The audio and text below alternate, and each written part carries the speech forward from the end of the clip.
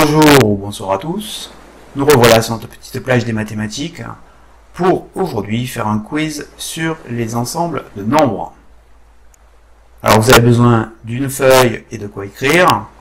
Je vais poser 20 questions. Vous aurez un temps limité pour y répondre, qui est de 5 secondes. Si vous répondez juste dans le temps imparti, 1 point. Si vous répondez juste en dépassant le temps, 0,5 points. Et 0 pour le reste. Je donnerai les réponses directement après chaque question. Donc, si vous avez besoin d'un peu plus de temps pour répondre aux questions, n'oubliez pas de faire pause sur votre appareil. Voilà. Vous êtes prêts? Allez, c'est parti. Question 1. Qu'est-ce qu'un nombre décimal?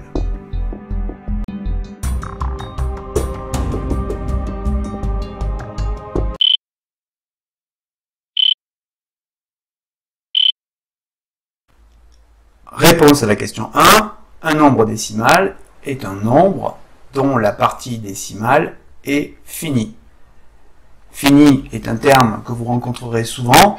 Ça veut dire que ça se termine. Question 2. Quelle est la nature de moins 4,0?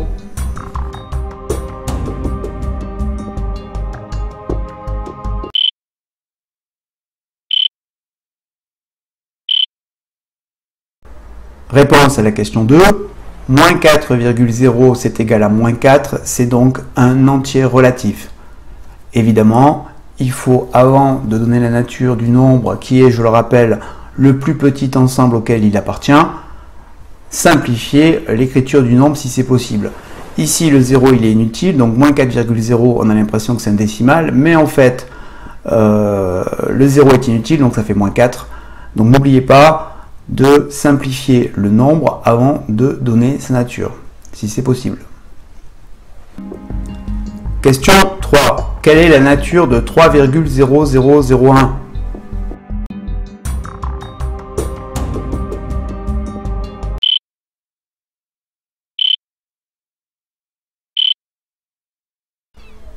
Réponse à la question 3. 3,0001, c'est un nombre à virgule dont la partie décimale se termine. C'est donc un nombre décimal.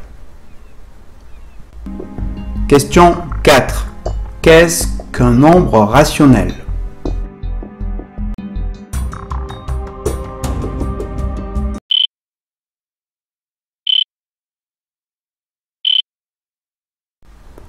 Réponse à la question 4. Un nombre rationnel est un nombre qu'on peut écrire sous la forme de fraction de deux nombres entiers relatifs. Question 5. Quelle est la nature de 3 sur 5? Ou 3 cinquièmes si vous préférez.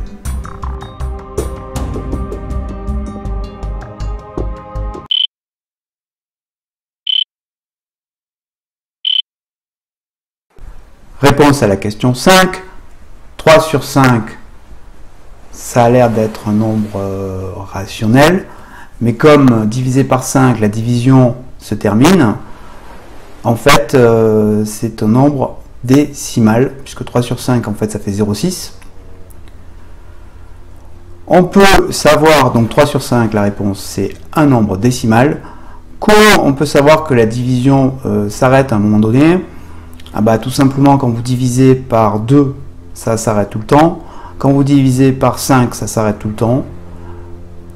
Quand vous divisez par 4, comme vous divisez 2 fois par 2, ça s'arrête tout le temps. Quand vous divisez par 8, comme vous divisez 3 fois par 2, en fait, ça s'arrête aussi tout le temps. Donc après, il n'y a plus que 3. Donc 3, ça s'arrête uniquement si le numérateur est dans la table de 3. Je rappelle que pour savoir comment on fait, pour savoir si le nombre est dans la table de 3, on fait la somme des chiffres. Et si la somme des chiffres est dans la table de 3, à ce moment-là, la division par 3. Donc si la somme des chiffres du numérateur est dans la table de 3, à ce moment-là, la division par 3 va donner un nombre entier.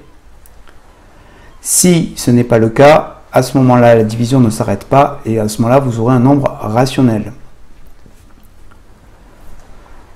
Divisé par 7, c'est la même chose. Il faut que le numérateur soit dans la table de 7, sinon ça sera un nombre rationnel. Divisé par 9, c'est la même chose puisque c'est 2 fois 3, 3 fois 3, pardon. Et divisé par 6, c'est la même chose parce qu'il y a dans 6, il y a 2 fois 3 et donc il y a le 3. Et donc c'est soumis à la même règle que celle du 3. Question 6. Quelle est la nature de moins 27 sur 9? Ou moins 27 neuvième si vous préférez.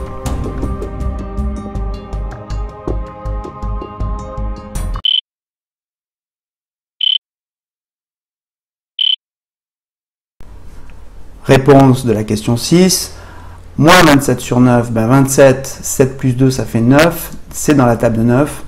Donc en fait, la division va tomber, va s'arrêter. Et même c'est un entier, puisque 9 fois 3, ça fait 27. Donc le résultat, c'est moins 3. C'est donc un entier relatif. Question 7. Quelle est la nature de 5 tiers?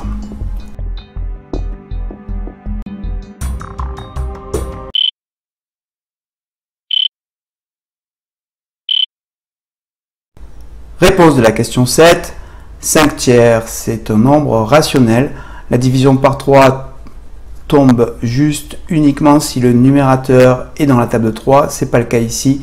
Donc vous allez avoir un nombre avec une infinité de décimales. Et donc c'est un rationnel. Question 8. Que représente l'ensemble noté Z avec une double barre sur la barre transversale du Z?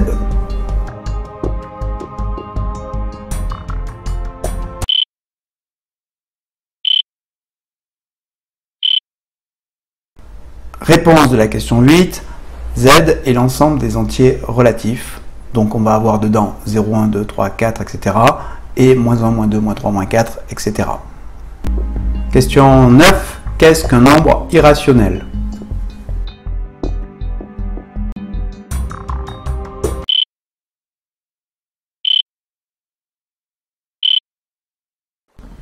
Réponse de la question 9. Un nombre irrationnel est un nombre qu'on ne peut pas écrire sous la forme de fraction de deux nombres entiers. Question 10. Que contient l'ensemble noté R?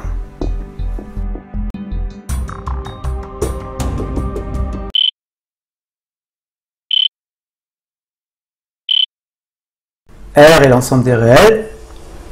Il contient à la fois les rationnels et les irrationnels, c'est-à-dire tous les nombres que vous connaissez en ce moment. Question 11. Quelle est la nature de racine de 9?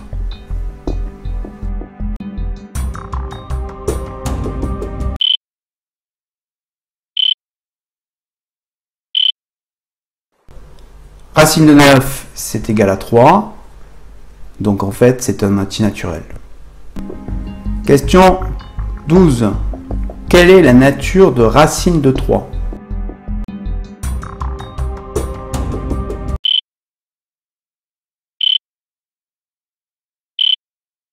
Réponse de la question 12. On ne peut pas simplifier racine de 3. Il faudra d'ailleurs que je fasse un petit topo sur les simplifications de racine carrée parce que ça aussi vous avez des problèmes. Donc racine de 3 reste racine de 3 et donc c'est un irrationnel. Donc un réel. Question 13. Quelle est la nature de 3pi divisé par 7pi? Ou 3pi sur 7pi si vous préférez.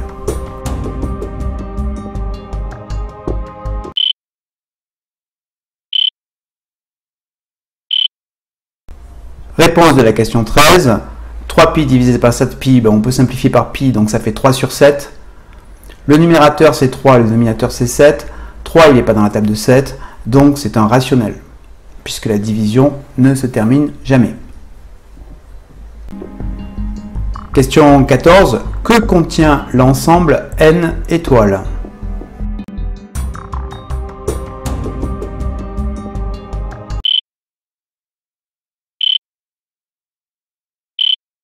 Réponse de la question 14.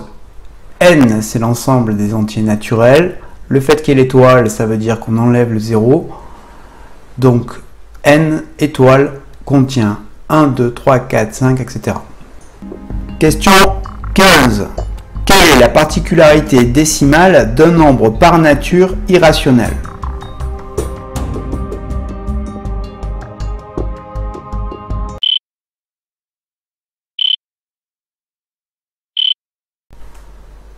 Réponse de la question 15. Alors, si le nombre est par nature irrationnel, ça veut dire que c'est le plus petit ensemble auquel il appartient.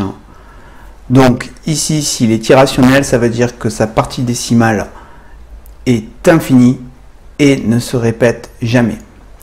C'est pour ça d'ailleurs qu'on est obligé de les garder sous forme de symboles. Par exemple, racine de 3, comme on l'a vu tout à l'heure, ça se termine jamais et ça se répète jamais. On est obligé de garder l'écriture racine de 3.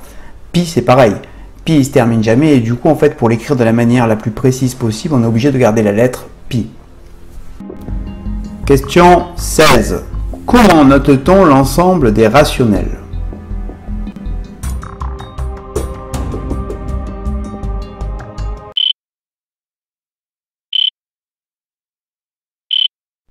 Réponse de la question 16. L'ensemble des rationnels se note Q avec une double barre. Question 17. Pour les nombres qui sont par nature rationnels, quelle est la particularité de leur forme décimale?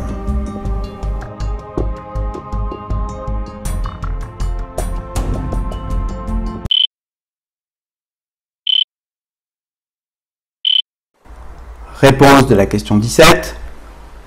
Alors, les nombres rationnels, leur partie décimale est infinie, mais se répète. Je rappelle qu'ici, on parle des nombres qui sont par nature rationnels, c'est-à-dire qu'ils n'appartiennent pas aux ensembles plus petits, juste les rationnels purs, on pourrait dire. Donc, la partie décimale se répète et est infinie. Question 18. Comment note-t-on l'ensemble des décimaux privés du nombre 0?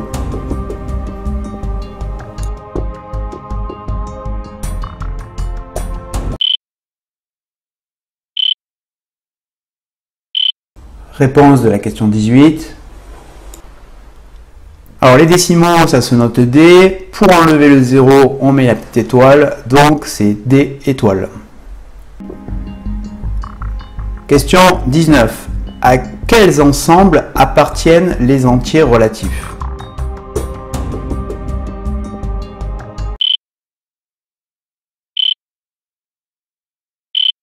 Réponse de la question 19.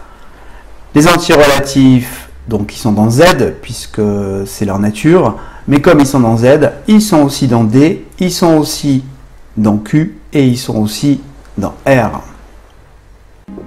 Question 20. Comment note-t-on l'ensemble des irrationnels?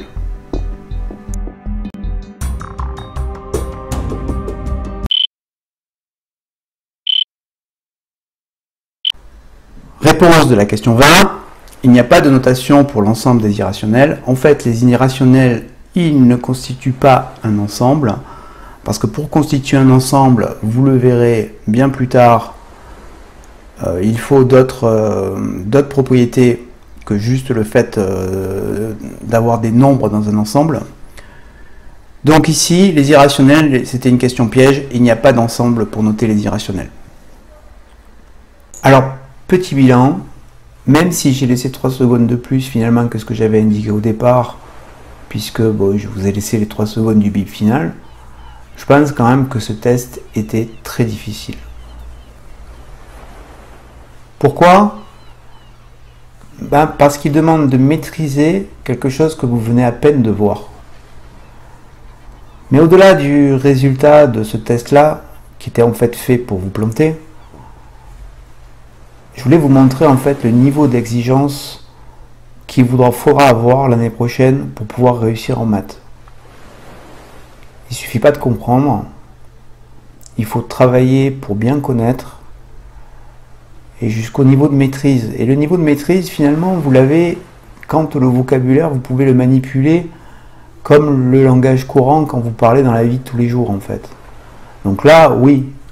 Là, quand vous pouvez parler des notions mathématiques, comme là, je vous parle là en ce moment, ok, tu sais de quoi tu parles. Quand vous faites vos calculs à la vitesse de celle avec laquelle vous écrivez, là, ok, vous maîtrisez. Mais pas avant, quoi. Et la grosse différence de l'année prochaine, enfin, de l'année prochaine, oui, en première, avec les classes d'avant, c'est que justement, on va vous demander de maîtriser très vite des notions nouvelles. Et donc, il va falloir beaucoup travailler, en tout cas au départ. Sinon, pour revenir sur le test en lui-même, si vous avez déjà la moyenne, c'est déjà bien. Vraiment, parce que je pense qu'en fait, la plupart d'entre vous ne l'ont pas. Et si vous avez à partir de 15, on peut dire que c'est déjà très bien et que vous avez bien compris le truc.